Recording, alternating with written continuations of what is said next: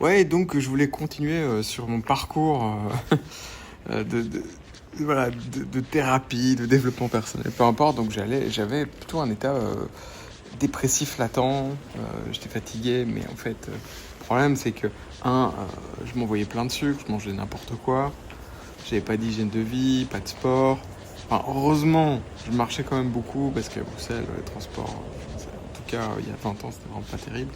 Et puis je faisais du vélo, voilà, pour me déplacer. Donc heureusement. Mais sinon, pas de discipline, pas de vision. Je fais et donc assez difficile. Pour autant, je crois qu'au fond de moi, j'étais très ambitieux. Quand j'étais jeune, je rêvais de devenir. Euh, je rêvais beaucoup. Je voyais les films, Jean-Claude Van Damme, je voulais refaire des arts martiaux. Alors que j'aime bien, mais c'est pas spécialement mon truc. Ou je voulais devenir pilote d'avion parce que j'ai vu Top Gun. Enfin bon, voilà quoi. C'était un peu, je partais un peu dans tous les sens, mais c'était pas moi. Mais en même temps, ce qui était moi, c'est quand même de vouloir impacter d'une certaine manière, de vouloir voilà, avoir une influence peut-être, mais sans trop savoir où je voulais aller. Donc, et donc je voulais une grille de lecture pour les rêves, ok, l'inconscient, ok, c'est un truc.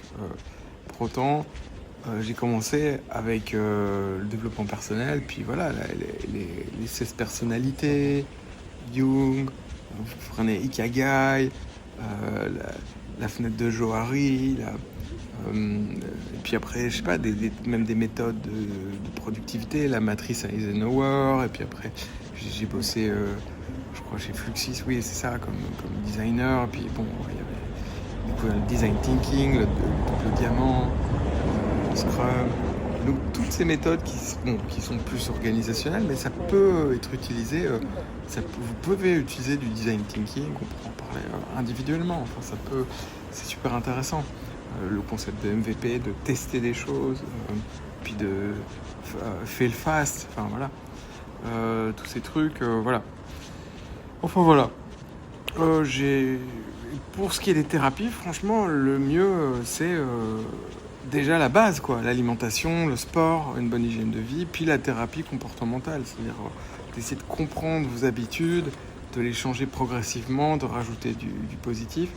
Et en fait, de casser le, la boucle négative, la vibration. Il faut changer de vibration. Voilà, c'est ça. Il faudrait un peu monter pour enlever certaines choses pour qu'on arrive à 3 minutes. Mais voilà. Donc, je vous